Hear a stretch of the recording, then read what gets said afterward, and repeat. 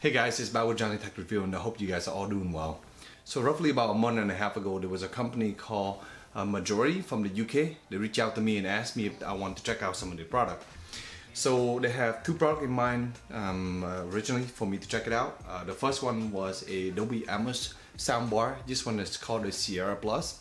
And what it is an all-in-one soundbar along with the subwoofer that's included. They also sell one without the subwoofer and it's just called the Sierra.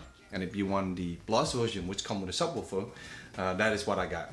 So they sent me that product plus along with something else. I'm gonna start out by using that product first. I had it for roughly about over a month now, and in comparison, I also have a Samsung, I think it was 70B, something like that. It was one of the Samsung Atmos speakers that I have in my home theater setup. So this is more in my room, which is a smaller room. In this room is roughly about I would say a 12x14 room with a big Sony HDR TV in here. This is the X90CH, I believe is the TV that I have. I've never done a review on this, it's just something that I use. But anyway, today I'm gonna give you guys a little bit of my thought on how this soundbar works. So from a design perspective, this soundbar is pretty long. I would say it's roughly about 3 or 4 feet long. I put the exact dimension on the screen, but what's more important is how high it is. The height of this soundbar is about 3.25 inches high, and which is really good for my TV because my TV, the bottom of my TV is roughly about, the frame of it is roughly about that height, so therefore I'm not missing out on any of the screen from the TV. The soundbar itself is pretty simple setup. It is clean. On the left side you have the Majority logo, and on the right side you have the Dolby Atmos branding, and then on top you just have 4 buttons. The 4 buttons are really big, easy to press, and then in the front you have a small I would say dot matrix screen. It's roughly about 3 or 4 inches long, and that's where it displays a lot of information such as welcome message. It also shows the input, and it also shows the volume when you're making changes. On the other flip side, there's a remote control. This is the remote control for it right here. And this remote control here is pretty simple. What I like about it, it has all the functionality. You have 3 different EQ from music, news, and then you also have 3D, which is like just a simulated 3D. And then you have the control for the bass and the treble right here. And then on top you have the input, the pair button if you want to pair that, it already comes pre-paired, and then the mute and also the power on and off. I like the side of the remote control. What I don't like about it is that it's very plastic. It's small, it feels very plasticky, but and the edge is a little bit rough. Compared to something like my tiny Roku remote control that my kids use all the time, that has a lot smoother surface. I wish this remote control is a little bit better than that, but that gives you an idea of this remote control right here. So the other thing to know about a soundbar is that at the bottom they have these sticky silicone feet, and the feet really stand really well on my, my console here. It does a really good job at absorbing any sound, anything like that. The subwoofer is wireless and is next to my the subwoofer is wireless and it automatically connects and pairs, so you don't have to do anything, but if you have to, there's an option for you to do that. It does automatically go on and off along with the soundbar. It goes to the standby mode and eventually goes off, but typically when you turn the soundbar on, it also sends a signal to turn on the subwoofer, so that works pretty well, no problem there. In terms of input, this soundbar is really good. It has a lot of different options. You have optical, you have aux, you have also Bluetooth, which work well, so I tried that. And then you have 3 HDMI input. So out of the 3 HDMI, there's only one that's ARC, and I have to use that one for Dolby Atmos as the only one that supported Dolby Atmos.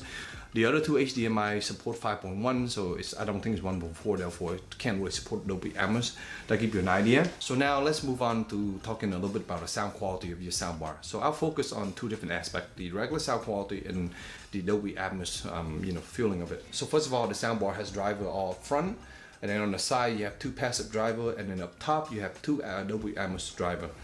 The sound out of your soundbar, standard, I didn't change anything, I leave all the EQ flat. It sounds very good and crispy and clean. I like the subwoofer for providing enough bass, but the sub bass is a little bit lacking, so really low rumbling, it's not that great. It's decently good at it, but compared to, for example, my Samsung that has a much better low low region bass. Of course, you can adjust the bass with the control and you get a little more out of it, but in general I leave it flat so I can test it. And then for the treble, it's pretty clean, but for some time I like a little bit more treble in my music, so I turn my crank that up. On the soundbar wise, it gets really loud. I typically set the volume to like 3 or 4 for YouTube. For movies, maybe 8 or 9 on the volume control. And on the soundbar itself, I think it goes up to like 40 or 50. I tried it at up to about 40s and it was really loud. I didn't I don't really enjoy that loud in this small room, so I guess in a bigger room that would be helpful. But for me, roughly between 3 for YouTube, 3, 4 for YouTube volume wise, and on the TV, typically for movies about 9 or 10, and 9, 10 are really loud in this room. Speaking of TV, when you connect it to the ARC, I'm using my Sony TV to turn it on and off. So when I turn on my Sony TV, it also sends a signal to the soundbar, and that works well, and turn on the soundbar. So when I set my volume to about 9, 10, that it show up on the soundbar, on the TV it show about 30-40%. So that kind of give you an idea of the translation of term of volume range. Now let's talk specifically about Dolby Atmos just a little bit. So so I test a few different movies on here. First I tried the Eternal movie, that was really good on here. I have it to Plex, and I also have the Wonder Woman, the first one. And then on Netflix there is a show called 1899, which I recently tried. That was also very good in Dolby Atmos. And then finally there's a movie called All Quiet on the Western Front, which you have to put the soundtrack to German, the original language, to get Dolby Atmos. So I tested like 10 minutes of the movie and realizing that why it just sounds funny, it doesn't sound right. And then realizing I was in English, so when I switched to German, the sound really come on. So once it's fed with Dolby Atmos sound, you definitely feel the difference in effect. I noticed that's the surround sound, the left and the right, and especially sitting near the wall in my room, you really feel like there's a really nice enveloping environment where you're feeling sound coming from the side and behind you. When I was playing this movie, there's scene where there's bullets shooting and you hear rain and that kind of thing. It works pretty well, but I would say it works decently alright. I would say, again, my Samsung does a much better job in a big room versus this room. You definitely do hear stuff coming down, but it's not as precise as I would like it to be compared to the Samsung soundbar that I have out now. This version do not have the 2 rear speaker like the 5.1 version, so and I don't even know if you can even pair those with them. I haven't tried yet, but I do have another setup I will test out in the future. But as it stands, you get the soundbar and the subwoofer, and you can kind of expect pretty good sound out of it. For roughly about $300 or so, right now on sale I noticed. I think this is really good for the price of Dolby Atmos capable soundbar. I connected my phone via Bluetooth and I started playing music out of it, and it sounds really nice. I really enjoy that. Walking in the room here, I'm actually able to do that, and it sounds, fill up the room pretty well, and it's pretty clear. I love the sound of that. For Bluetooth, do keep in mind that if you're using something like YouTube and you're doing a video, a talking head video like such as myself here, there is a delay. I would say a noticeable delay compared to something like AirPods or something like that. This has, I would say, a quarter of a second to half a second delay. So there is a noticeable difference when you're watching a YouTube video of someone talking or a movie dialogue. So I wouldn't use it for that purpose. I would directly connect using HDMI in that case. Okay. Now I want to talk a little bit about some of the cons that I have with this soundbar. So I been in contact with the company relating to one issue that I noticed. When you turn the soundbar off, it shows 2 little dash on the screen, on the little L matrix screen down.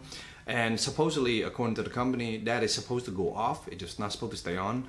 It come on when you use it, and especially when you turn it first on. It has a welcome screen which scroll for roughly about 5 times, which take 8 to 10 seconds. So there's a delay there when that's your soundbar is actually working. I don't know why, if that's necessary for boot up or whatever reason, but I don't like the welcome screen for that long. Maybe once or twice is good enough. But anyway, when you switch to an input, it will show the input up front. And it's not dimmable. There's no button on the remote control to be dimmable. I reached out to the company, they said there's no way to dim it. It does dim itself a little bit, but when you start pressing it, it kind of comes brighter, but there's no way for you to dim it or turn it off. And then when the soundbar is off, it's supposed to completely go off, but it doesn't. It just shows these 2 dash. which to me is very frustrating and annoying. I have tried using it in Bluetooth, in optical, in other mode to see if it works, but it doesn't. According to the company, it's supposed to work, and they say their version works fine. So I don't know if I have a firmware issue or not. I asked them to see if there's another firmware. They say there's no firmware, so there's that. So keep that in mind. I don't know if that will bother you or not, but I know when at night I'm sleeping, two little dash show up and kind of smallly light up the room. It's not very bright, but it's still annoying if you're kind of into if those kind of thing bothers you. So this is not a con, but rather a wish list. This soundbar is a typical nice Bluetooth soundbar, but it's not a smart soundbar. So there is no way for you to connect Alexa or Google or Siri, anything to it. So there's no way for you to do that. Something to keep in mind if you're looking for that. So guys, that is my quick review of this soundbar from Majority. This is the Sierra Plus, which come with the subwoofer. If you have any question, feel free to leave it down in the comment box down below. If you like this kind of content, please subscribe and stay tuned for more future content. Thanks.